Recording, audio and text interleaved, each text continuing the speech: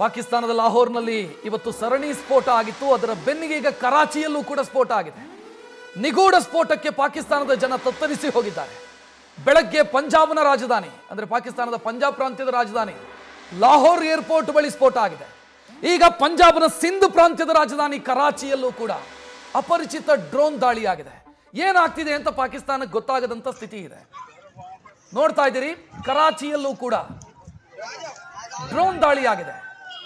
ಆ ದೃಶ್ಯವನ್ನ ಕೂಡ ನೀವು ಗಮನಿಸ್ತಾ ಇದ್ದೀರಿ. ಪಾಕಿಸ್ತಾನದ ಅತ್ಯಂತ ದೊಡ್ಡ ನಗರ ಕರಾಚಿ, ಅಂದ್ರೆ ಭಾರತದ ಪಾಲಿಗೆ ಮುಂಬೈ ಇದ್ದಂಗೆ ಕರಾಚಿ.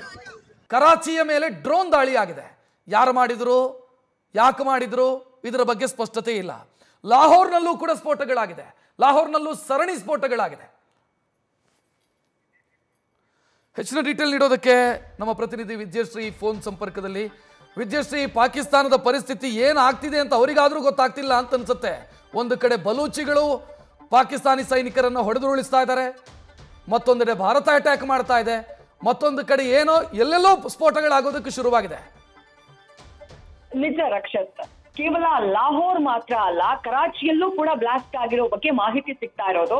ಹಾಗಂತ ಲಾಹೋರ್ ಕರಾಚಿ ಮಾತ್ರ ಅಲ್ಲ, ಈ ನಿಗೂಢ ಸ್ಫೋಟ ಸುಮಾರು ಪಾಕಿಸ್ತಾನದ 9 ನಗರಗಳಲ್ಲಾಗಿದೆ ಅನ್ನುವಂತ ಮಾಹಿತಿ ಲಭ್ಯವಾಗ್ತಾ ಇದೆ. ಯಾವ್ಯಾವುದು ಅಂದ್ರೆ, ಮೊದಲನೇದಾಗಿ ಲಾಹೋರ್, ರಾವಲ್ಪಿಂಡಿ, ಗುಜ್ರನ್ವಾಲಾ, ಹಾಗೆಯೇ ಚಕ್ವಾಲ್, ಅಟೋಕ್, ಬಹಾವಲ್ಪುರ್, ಮಿಯಾನೋ, ಚೋರ್ ಹಾಗೆ ಕರಾಚಿ.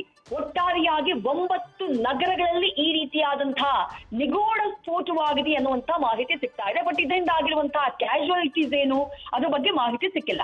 ಒಂದು ಇನ್ಫಾರ್ಮೇಶನ್ ನ ಪ್ರಕಾರ ಈ ಭಾಗಗಳಲ್ಲಿ, ಈ ಸಿಟಿಗಳಲ್ಲಿ ಇರುವಂತಹ ಈ ಆರ್ಮಿಯ ಕಚೇರಿಗಳು ಏನಿದೆ, ಆ ಕಚೇರಿಗಳನ್ನ ಗುರಿಯಾಗಿಸಿ ಈ ದಾಳಿಯನ್ನ ಮಾಡಲಾಗಿದೆ ಅನ್ನುವಂತ ಮಾಹಿತಿ ಇದೆ. ಇನ್ನು ಪಾಕಿಸ್ತಾನ ಸೇನೆಯೇ 12 ಡ್ರೋನ್ಗಳ ಮೂಲಕ ಈ ದಾಳಿ ನಡೆದಿದೆ ಅನ್ನುವಂಥದ್ದನ್ನ ಹೇಳ್ತಾ ಇದೆ.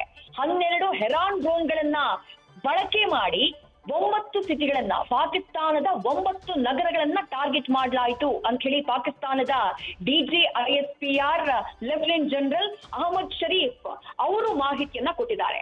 ಹೆರಾನ್ ಡ್ರೋನ್ಗಳನ್ನ ಬಳಕೆ ಮಾಡಲಾಗಿದೆ ಈ ದಾಳಿಗೆ ಅಂತ ಹೇಳ್ತಿದ್ದಾರೆ.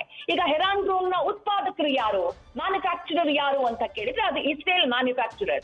ಯಾರ ಹತ್ರ ಇದೆ ಅಂತ ಕೇಳಿದ್ರೆ ಭಾರತದ ಹತ್ರ ಇದೆ. ಹಾಗಂತ ಇದು ಭಾರತ ದಾಳಿ ಮಾಡಿದ್ಯಾ? ಇವತ್ತು ಆಲ್ ಪಾರ್ಟಿ ಮೀಟಿಂಗ್ ನಲ್ಲಿ ರಾಜನಾಥ್ ಸಿಂಗ್ ಅವರು ತಿಳಿಸಿರುವಂತಹ ವಿಚಾರ ಏನು ಅಂದ್ರೆ, operation Sindoor still active, still on ಅಂತ ಹೇಳಿದ್ದಾರೆ. ಇನ್ನೂ ಕೂಡ ಆಪರೇಷನ್ ಸಿಂಧೂರ್ ಚಾಲ್ತಿಯಲ್ಲಿದೆ. ನಿನ್ನೆ ಏರ್ ಸ್ಟ್ರೈಕ್ ಅನ್ನ ಏನ್ ಮಾಡ್ತು ಭಾರತ, ಅಲ್ಲಿಗೆ ಇದು ಸ್ಟಾಪ್ ಆಗಿಲ್ಲ, ಇದು ಇನ್ನೂ ಕೂಡ ಕಂಟಿನ್ಯೂ ಆಗತ್ತೆ ಅಂತ ಹೇಳಿದ್ದಾರೆ. ಬಟ್ ಯಾವಾಗ ಕಂಟಿನ್ಯೂ ಆಗುತ್ತೆ, ಪಾಕಿಸ್ತಾನ ಏನಾದ್ರೂ ನಮ್ಮ ಮೇಲೆ ಪ್ರತಿದಾಳಿಯನ್ನ ಮಾಡೋಕ್ ಮುಂದಾದ್ರೆ ನಾವು ಪಾಕಿಸ್ತಾನಕ್ಕೆ ಉತ್ತರಿಸೋದಕ್ಕೆ ಸಿದ್ಧರಿದ್ದೀವಿ ಅಂತ ಹೇಳಿ ಆಲ್ ಪಾರ್ಟಿ ಮೀಟಿಂಗ್ ನಲ್ಲೂ ಕೂಡ ತಿಳಿಸಿದ್ದಾರೆ.